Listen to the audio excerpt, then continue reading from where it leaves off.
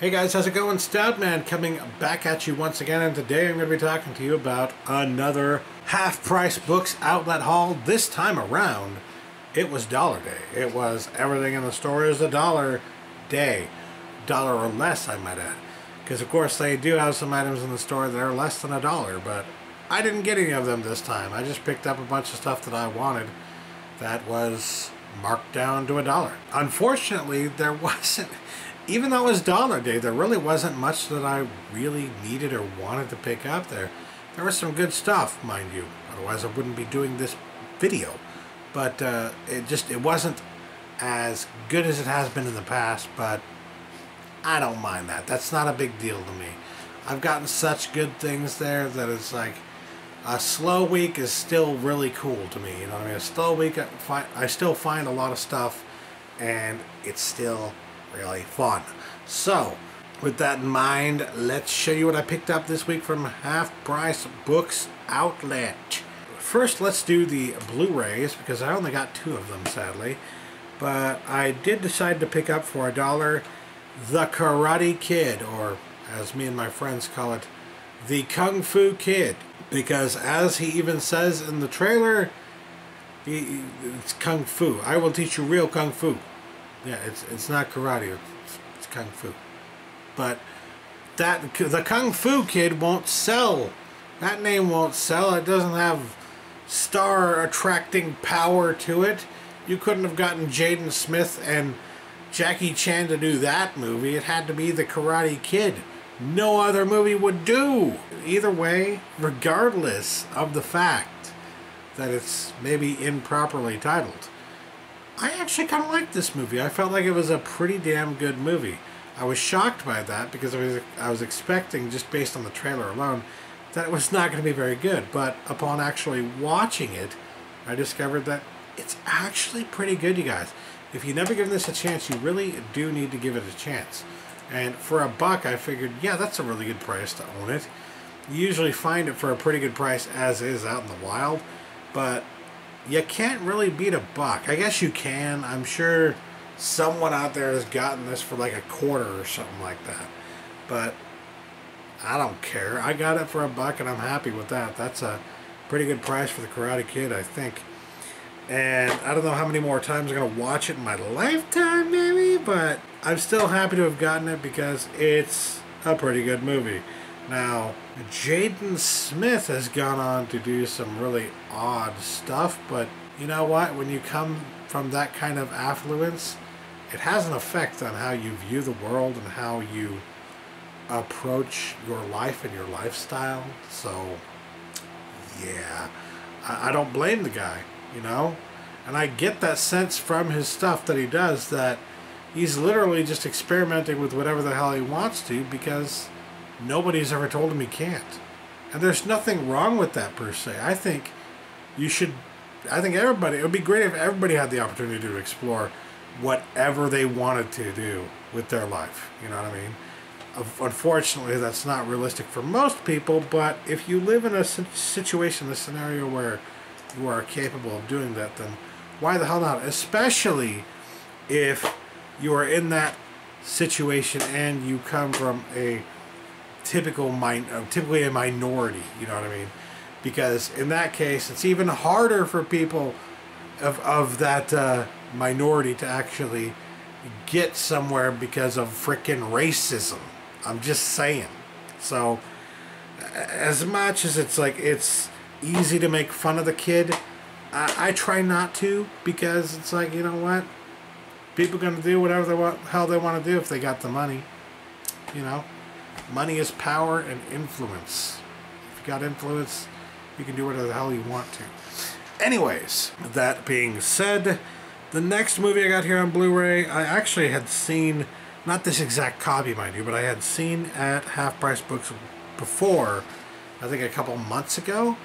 But the last time I saw it there, it was like I opened the case and the disc wasn't there, and I was like, oh, alright.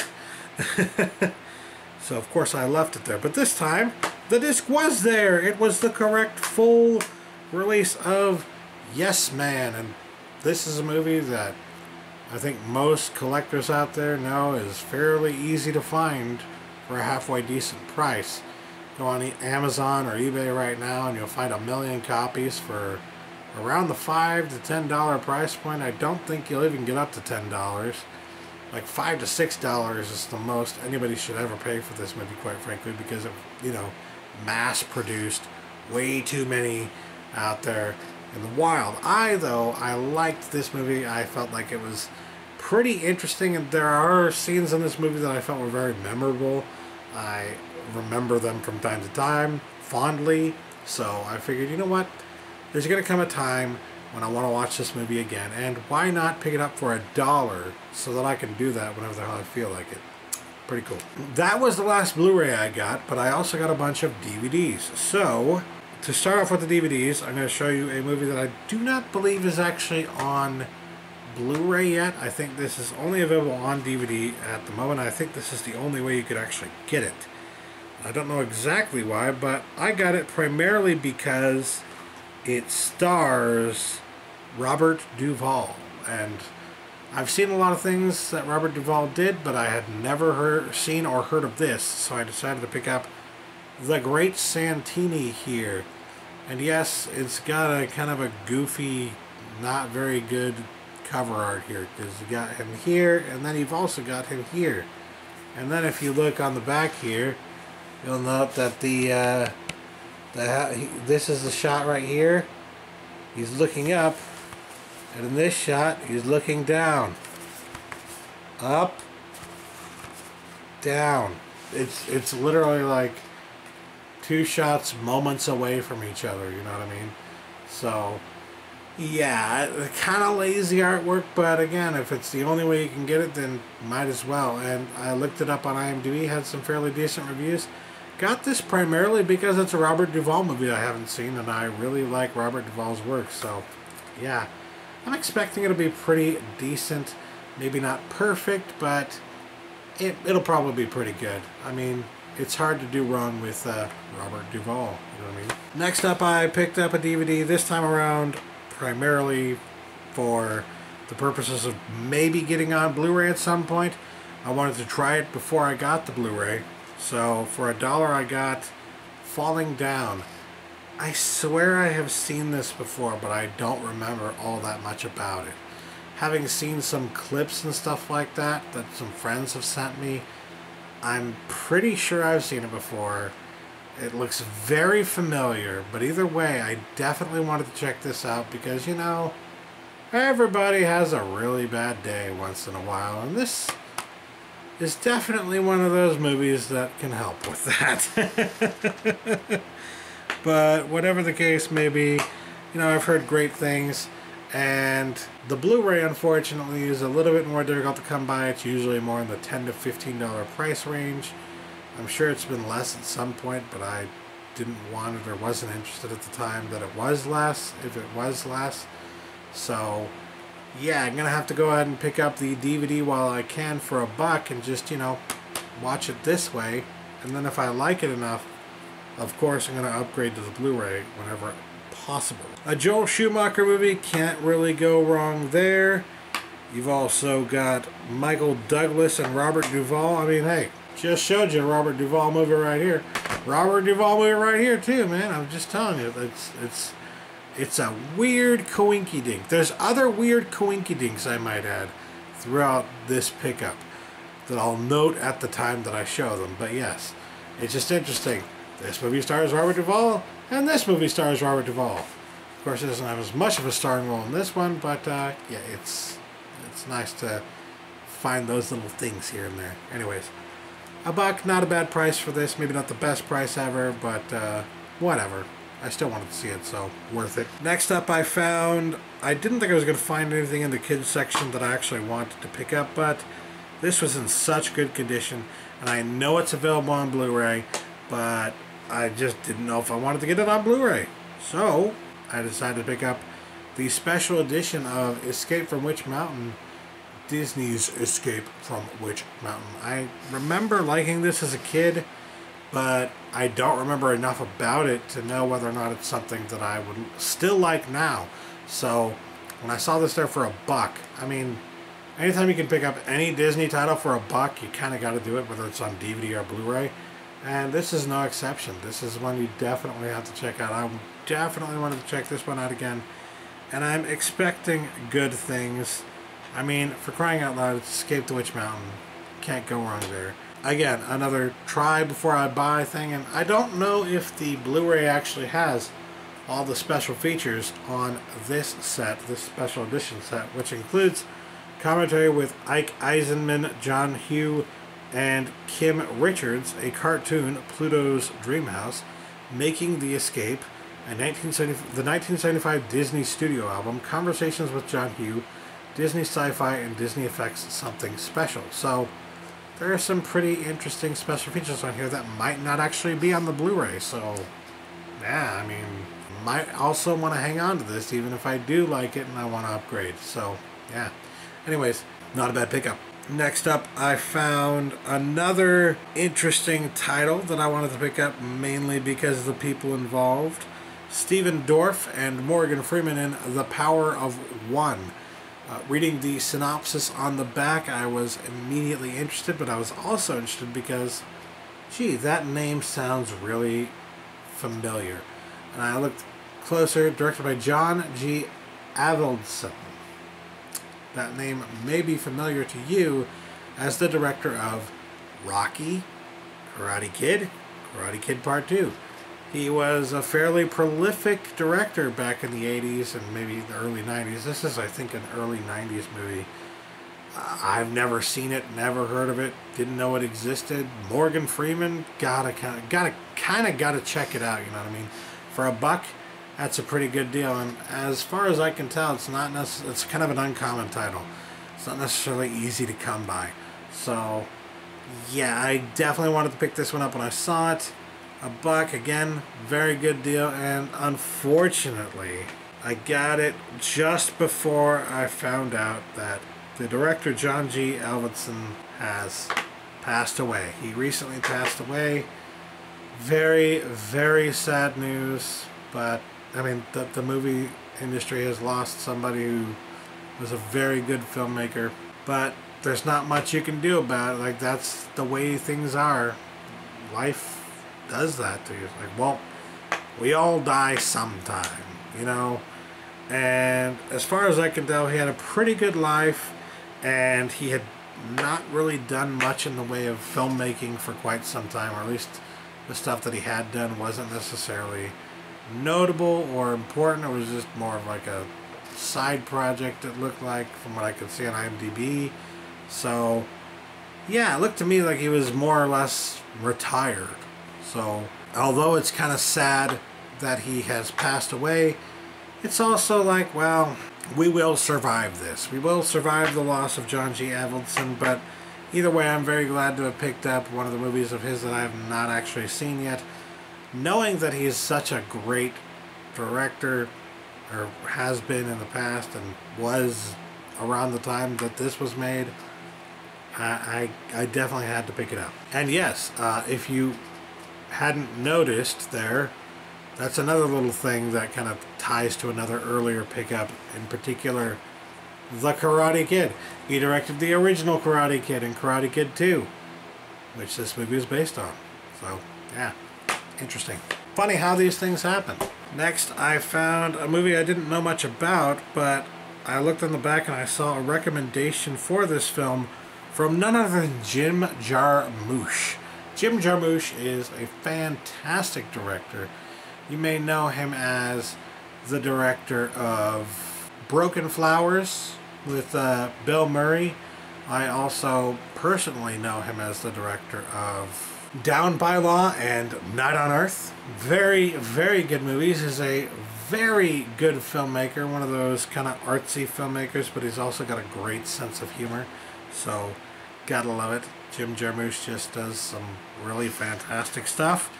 And if he says this movie's good, then it's probably pretty damn good. And based on his recommendation alone, for $1 I picked up The Man Without a Past. The synopsis sounded really freaking weird. It's a foreign film that I've never really heard of before, but again, Jim Jarmusch says it's going to be good, then it's probably going to be alright, you know what I mean? In particular, his recommendation says, another classic from one of my very favorite directors. It's sad enough to make you laugh and funny enough to make you cry. So, tearjerker much? Whatever the case may be, I am glad to have gotten this for $1. Very good price for something I've never really heard of. Not something you see very often out in the wild. I've never seen it out in the wild. Never even heard of it. And yeah, looks pretty interesting. Jim Jarmusch liked it. I'll probably like it. This is another one that I don't know if it was a part of another pickup or not, but I don't think it is. And that is Colossus, the Forbin Project. This is not something you see every day, you know what I mean? So just based on that fact alone, I figured $1 for this is not a bad price. 1970, a sci-fi from 1970. Boy, the future definitely looked different back then, didn't it? I figured this would at least be good for some cheesy sci-fi-ness, you know? From back when they thought the future was going to look so much different. But the synopsis also sounded interesting. The ultimate computer creates the ultimate terror in this chillingly real sci-fi suspense thriller. When electronics genius Charles Forbin creates a massive computer complex that is capable of independently regulating the national defense of the United States, it appears that no enemy will ever be able to penetrate its sovereign borders. But such a promising thought turns into a stunning nightmare when it's discovered the Russians have built an equally sophisticated computer and that these two doomsday machines have linked, sharing classified information and top secrets. Desperately, Forbin and his Soviet counterparts try to stop the all-knowing monster computers from seizing command of the world's nuclear missile stockpiles. It's almost like a precursor to Terminator, you know what I mean? So, based on that, I definitely had to check it out. It's also got that Cold War feel to it, of course.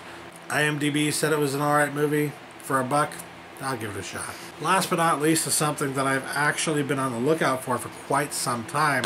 So when I saw it in the store, I was so happy because this is one of those titles that I'm like, I hope I find this today. I hope I find this today.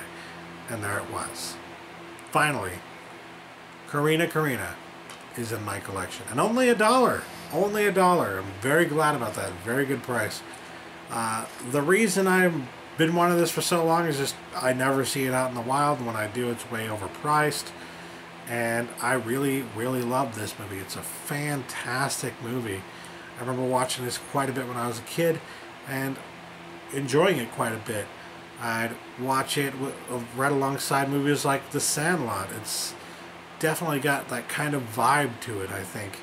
Although it's more of the rich, affluent versus the poor that help them kind of thing going on there, you know what I mean? But there are a lot of memorable moments in this movie. It's very well written. It's very well directed. I did like this movie quite a bit growing up. And I know I'm still going to like it. So for $1, Karina, finally in my collection. So incredibly happy about that. That, I think, was my favorite pickup of this entire week. Even though I found some pretty good stuff, needless to say.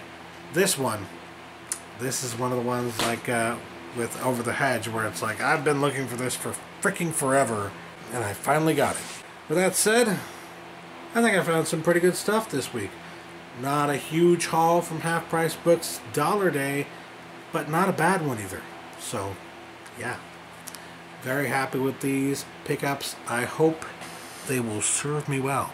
Unfortunately, that will do it for me today, and it will do it for my Half Price Books outlet hauls for at least probably the next few weeks, if not more. So, yeah, sorry about that, but I'm sorry too for myself, because I love going to Half Price Books, but you know, things happen. I gotta moving somewhere where it's not gonna be as feasible or easy to access. So yeah, gonna have to wait until I can get things set up in such a way that I will be able to go to Half Price Books outlet anytime I want to. Usually I'll probably just go on the weekends, but yeah, we'll see what happens. I don't know when I'll get back to doing more regular Half Price Books outlet updates, but Who knows? We'll see. Either way, that'll do it from me today. Thanks for watching, guys. Catch you later. Peace.